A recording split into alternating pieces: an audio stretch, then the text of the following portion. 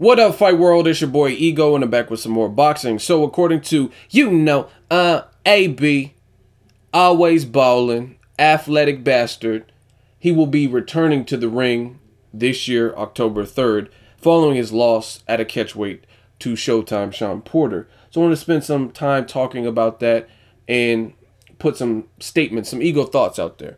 So, that's good that actually, one thing I'll say is with PBC, I like the activity level. Like I told you guys before, Al Heyman is really trying to make these guys a household name, whether you want them to be a household name or not. Like guys like Broner, he's still getting them fighting frequently, which is something I really like because I don't know for offhand, but some of these guys I know weren't fighting this frequently. Period. You know what I mean? You had Broner fighting on the PBC debut. On the Robert Guerrero Thurman card, he fought Molina. That was in March. Then he came back June 20th, fought Showtime Shawn Porter, and he's already coming back in October. Now, again, I don't have the stats off the top of my head, but I don't really remember where Broner was fighting 3 times a year consistently. So hopefully we get that with a lot of the fighters. Same thing with Keith Thurman. He fought in March. Then he recently just fought in July versus Luis Collazo. Struggled in that one round, but otherwise had a solid performance. And Danny Garcia, he fought Lamont Peterson. He's back in action next month, and I like to see that. As far as Broner, this is my thing with Broner. Some of you guys are really sensitive. Like, I never understood it. Like, this is my job. Like, some people, if I say anything constructive criticism about certain fighters, oh, you hate him. I don't hate Broner. I don't know Broner. I don't hate any of these guys. These guys have made me money. I like talking about them. They've entertained me. All of these guys have put on entertaining fights. It's not about hate, but I'm a truthful person, and I give you my honest thoughts. So my thoughts on Broner is this. I'm just kind of over it. I'm over it because, I mean, I want to see good fights, but Broner, in recent memory, I feel like the build-up and the talk beforehand has been actually better and more impressive than the actual performance. You look at the John Molina build-up. He didn't do as much trash talking. They did the corner to corner, but he was saying he's going to knock him out. Then he misses weight by a pound. And then I guess because it was a non-title fight, he didn't try to make the weight or lose the pound.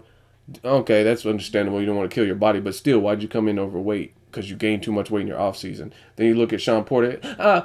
Shawn, his daddy give him an allowance, and he got him. He's in the newest Jeep. Shawn don't got a Jeep. Shawn in the Uber. Like he's doing all this, and it's funny and it's entertaining. It's good, great ratings, but what happened to the Uber when you're in the ring with Shawn Porter? Shawn Porter was the one getting busy and doing the most work. Be it the fight was kind of sloppy on behalf of both of them, but nonetheless, Shawn Porter was doing what he needed to do to make it a rugged fight. He was far more active, minus the 12th round. You know what I mean, where he got caught. But he was clearly pressing the attack. Broner didn't seem to know what to do. When he let his hands go, it looked good, but it was just too far and few in between. So for me, until I see a better ratio where it's less of the buildup and then more action, better performances, then, you know what I mean? I'm not really interested. I don't really care because I care about fights more than I care about buildup. The buildup is great, but I still want to see you perform in the ring and do what you said you were going to do, period. So I know when it comes to matchmaker, a lot of you guys have all these great matches that you want to see. When I talk about matches that I want to see, it's realistic. Some of you guys aren't realistic. Some of you guys, he needs to fight Lucas Matisse in October. Not going to happen. Lucas Matisse is fighting for Danny Garcia's old belt against Victor Postal, and they're finalizing and wrapping that up. So me, since I'm in tune with what goes on in boxing, I know who's what and who's doing what and things like that. So for me, Lucas Matisse, that's a good fight, but it's not going to happen for a few reasons. One, Oscar De La Hoya is with Lucas Matisse, or Lucas is represented by Oscar, who's suing Al Heyman, so I don't think it'll happen for that reason. Furthermore, like I just said, they're fighting for Danny Garcia's old vacant belt, since Danny Garcia is moving up and fighting Paulo Malignaggi. Great fight, don't think it'll happen, especially in October. So realistically, I would want to see him fight a guy like Omar Figueroa, a guy who, I don't know, I think Omar is still undefeated, but anyway, he went back to Joel Diaz. He's going back to his old trainer. He left him for a while. I don't know who's training him, maybe his father. A guy like that, he's coming off a shaky win in the Ricky Burns fight. I didn't like the referee in that. The Lawrence Cole did a horrible job. But either way, it's a win. I think he's still undefeated. And it's a guy that has power, a chin, tough, and a volume. You know what I mean? And if Broner can't show any kind of improvements in a fight like that, then I really don't know where he goes from here.